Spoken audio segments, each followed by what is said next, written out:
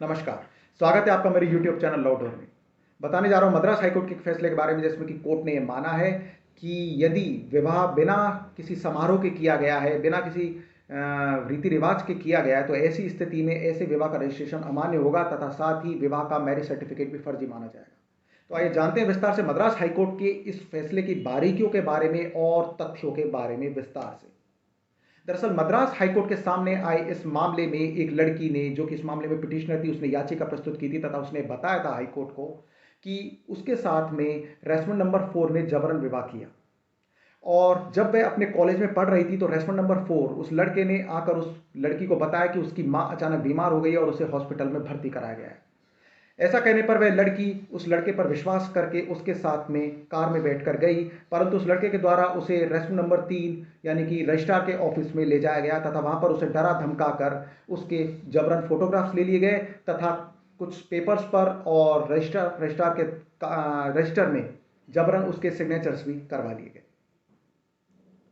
इस मामले में ऑनरेबल मद्रास हाईकोर्ट ने यह कहा कि अधिनियम के सेक्शन 7 के अनुसार रजिस्ट्रार को विवाह के पंजीकरण से इनकार करने की पूरी शक्ति प्राप्त है, यदि वह यह मानने के कारण के रूप में संतुष्ट है कि पार्टीज के बीच में जो विवाह हुआ है वह पार्टियों के व्यक्तिगत कानून के अनुसार नहीं किया गया है या प्रथा या उपयोग या परंपरा के अनुसार नहीं किया गया है।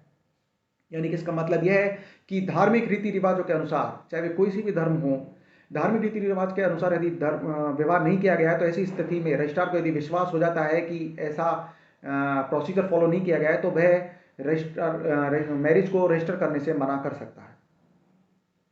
उच्च न्यायालय ने यह भी कहा कि संबंधित व्यक्तिगत कानूनों के अनुसार विवाह होने के बाद ही उक्त विवाह अधिनियम के तहत पंजीकृत किया जा सकता है। विवाह समारोह से गुजरे बिना अधिनियम के तहत विवाह को पंजीकृत नहीं किया जा सकता है। उनके संबंधित व्यक्तिगत कानून के अनुसार किसी भी विवाह समारोह के बिना विवाह का पंजीकरण जोड़े को कोई वैवाहिक स्थिति प्रदान नहीं करेगा।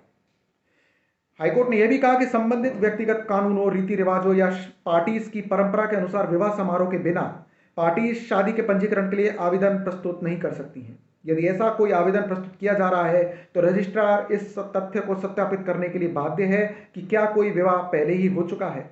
विवाह के तथ्य को सत्यापित किए बिना पंजीकरण प्राधिकारी पार्टीज द्वारा प्रस्तुत आवेदन के आधार पर विवाह को यांत्रिक रूप से पंजीकृत नहीं कर सकता है। यदि कोई विवाह प्रमाण पत्र के बिना किसी विवाह समारोह से पहले ही जारी किया जाता है तो इसे केवल एक नकली विवाह प्रमाण पत्र माना जा सकता है और जिसकी कोई वैल्यू नहीं मानी जाएगी। इस मामले में हाईकोर्ट ने यह भी कहा कि अधिनियम के सेक्शन 23 स्पष्ट रूप से निर्दिष्ट करते हैं कि विवाह का गैर पंजीकरण विवाह को अमान्य नहीं करता है, इसलिए यह स्पष्ट है कि पंजीकरण वैवाहिक स्थिति प्रदान नहीं करेगा, लेकिन व्यक्तिगत कानून के अनुसार केवल औपचारिक विवाह समारोह पार्टीज को वैवाहिक स्थिति प्रदान करेंगे। और यह कहते हुए हाईकोर्ट ने इस याचिका को स्वीकार किया और विवाह के प्रमाण पत्र को रद्द कर दिया। इस केस का टाइटल है Bi Sehrbano versus inspector general of registration. तो यह थी जानकारी मद्रास हाईकोर्ट के फैसले के बारे में, जिसमें कि हाईकोर्ट ने माना है कि यदि विवाह बिना किसी समारोह के रीति रिवाज के किया गया तो ऐसी स्थिति में उस विवाह का रजिस्ट्रेशन अमान्य होगा तथा जो सर्टिफिकेट है, मैरिज सर्टिफिकेट है, वह भी फर्जी माना जाएगा। तो जानकारी को कैसी लगी मुझे कमेंट बॉक्स में लिख के बताएं। इसे आप ज़्यादा से ज़्यादा शेयर भी करें जिसकी ज़रूरतमंद के काम आ सके। तो मिलते हैं एक और नई कानूनी जानकारी के साथ अपने अगली वीडियो में। नमस्कार।